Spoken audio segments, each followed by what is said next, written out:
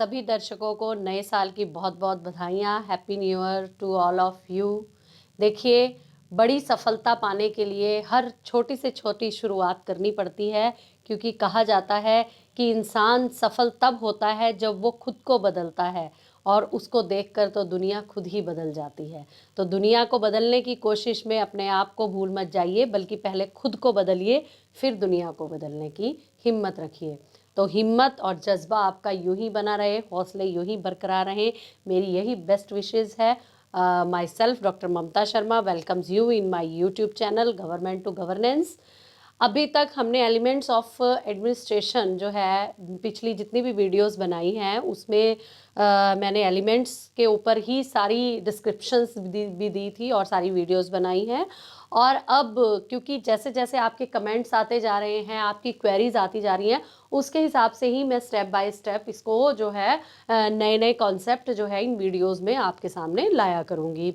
तो अब जो हम नया कॉन्सेप्ट शुरू करने जा रहे हैं वो है सेंट्रल या इंडियन एडमिनिस्ट्रेशन। देखिए, this is the most important concept, क्योंकि आप इंडिया में रहते हैं, आपको कोई भी पेपर क्लियर करने के लिए इंडियन एडमिनिस्ट्रेशन का जो पता होना बहुत ज़रूरी है, उसकी नॉलेज होनी बहुत ज़्यादा ज़रूरी है। तो वो नॉलेज तब तक आपको नहीं होगी जब तक आप बेसिक एलिमेंट्स को नहीं समझेंगे।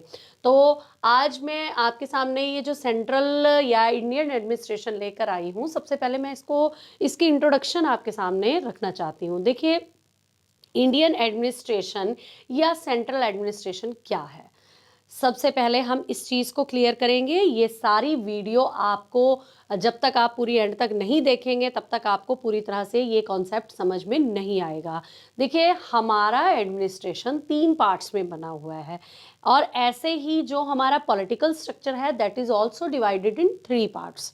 तो एडमिनिस्ट्रेटिव, क्योंकि हम इंडियन एडमिनिस्ट्रेशन के बारे में पढ़ रहे हैं, तो उसके 3 पार्ट्स कौन कौन से हैं?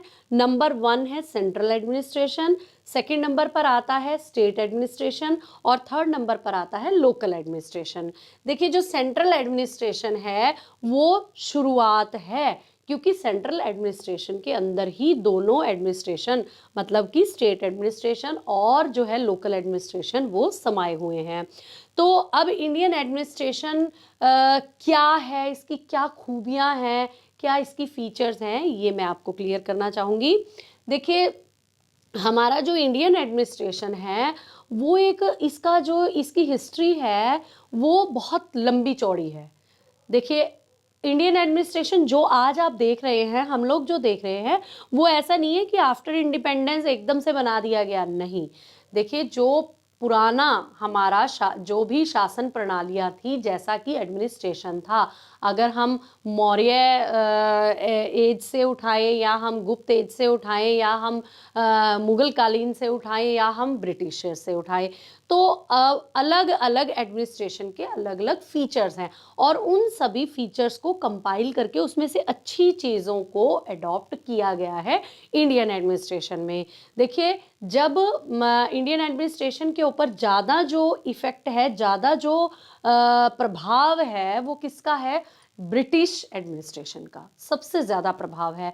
और इसके साथ साथ ही हमारा जो 1935 का जो अधिनियम था उसका, तो ये दोनों चीज़ों को मिला करके ही कॉन्स्टिट्यूशन बनाया गया। कॉन्स्टिट्यूशन के अंदर वो सारे फैक्टर्स डाले गए जो कि एडमिनिस्ट्रेशन को स्ट्रॉन्ग बना सके, स्टेबल बना सके, डेमोक्रेट बना सके।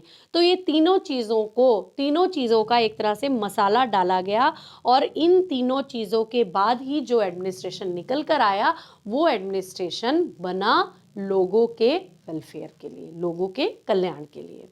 तो अब इस इंडियन एडमिनिस्ट्रेशन का जो मैंने हिस्ट्री थोड़ी सी आपको ब्रीफ की है, लेकिन अगर आप चाहेंगे कि हमें पूरी हिस्ट्री चाहिए कि इंडियन एडमिनिस्ट्रेशन किन किन स्टेप्स में से होकर आया है, तो मैं ज़रूर वो भी आपके सामने रखूँगी।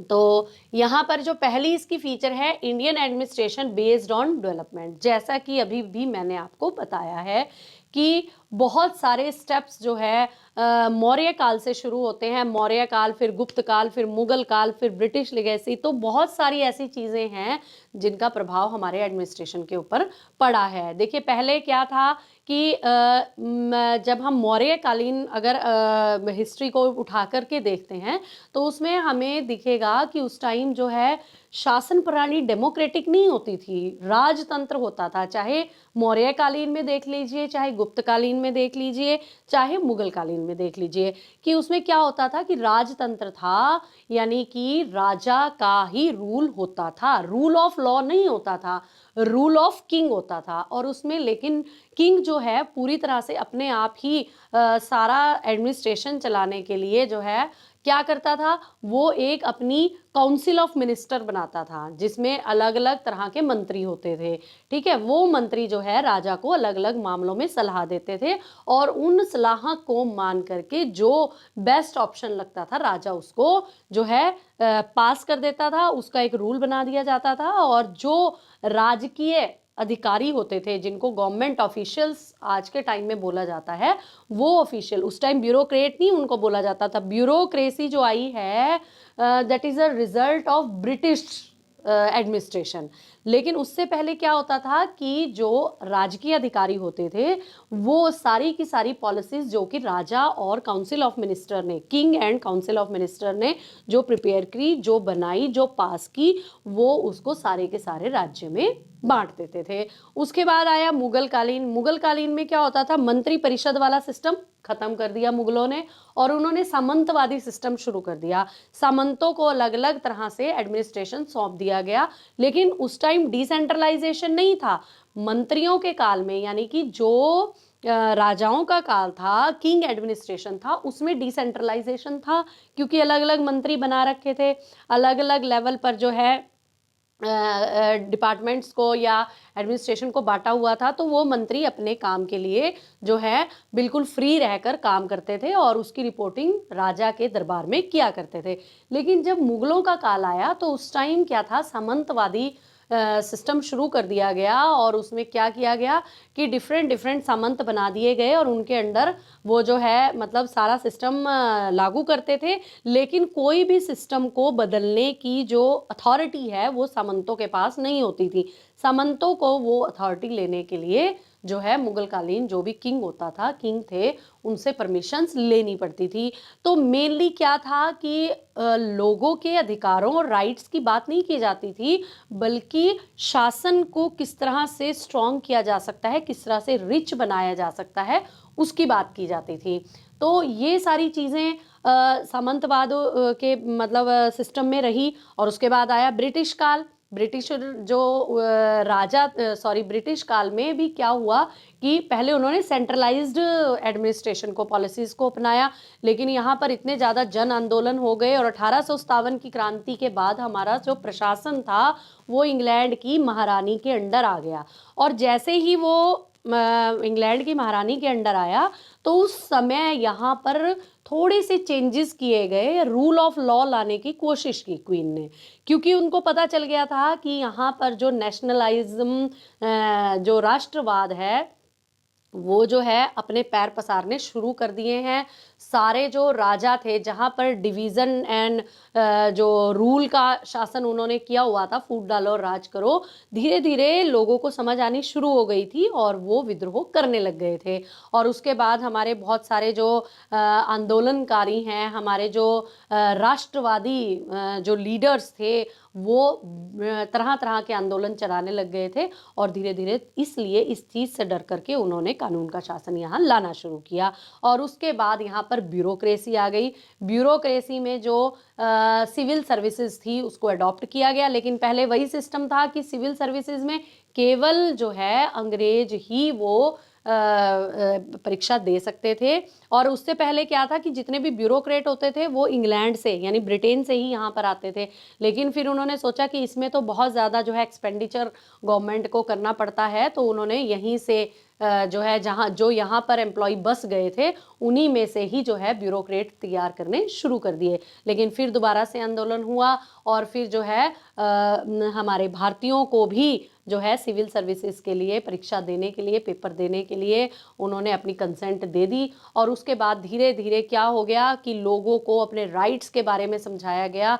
बहुत सारे लीडर इस मैदान में उतरे, उन्होंने लोगों को उनके अधिकारों के बारे में जगाना शुरू कर दिया और धीरे धीरे धीरे धीरे जो डेमोक्रेसी की एक चिंगारी है वो उठने लग गई। और उसी का परिणाम था कि जो ये भारत छोड़ो आंदोलन के बाद जो अंग्रेज बिल्कुल तिलमिला गए थे और उन्होंने जो इंडियन एडमिनिस्ट्रेशन को धीरे धीरे धीरे धीरे इंडियंस के हाथों में सौंपना शुरू कर दिया। जो गवर्नर जनरल थे वो पर्टिकुलर जो शोषक जिन्होंने दमनकारी नीतियां अपना रखी थी, वो सिर्फ उनका जो एम था वो क्या एम था, उस समय के एडमिनिस्ट्रेशन का एम था सरकार को जो है स्ट्रांग बनाना, यानी कि लोगों को जो है पूरी तरह से कंट्रोल में रखना। और लोगों से पैसा वसूल कैसे करते थे वो, डिफरेंट तरह के टैक्सेस जो कि मतलब बहुत ज़्यादा गलत टैक्सेस थे वो लोगों के ऊपर लगाए जाते थे और पैसा इकट्ठा करना, यहाँ से पैसा बटोरना ही उनका एम था। लेकिन धीरे धीरे जो है ये एम जो बदलने लग गया और आज का जो हमारा एडमिनिस्ट्रेशन है यानी आफ्टर फ्रीडम जो एडमिनिस्ट्रेशन जिसको अडॉप्ट किया गया वो क्या था कि आज के ब्यूरोक्रेट्स जो है, आज का जो प्रशासन है वो जनता का स्वामी नहीं है, जनता का शासक नहीं है, बल्कि जनता का सेवक है। तो ये मैंने आपको थोड़ी सी इसका हिस्ट्री को ब्रीफ किया है कि हमारा एडमिनिस्ट्रेशन किन किन चीज़ों से अफेक्टेड था और आज के टाइम में जो एडमिनिस्ट्रेशन है उसकी क्या फीचर्स है ये मैं आपको अगली वीडियो में बताऊंगी। तब तक के लिए धन्यवाद। जय हिंद।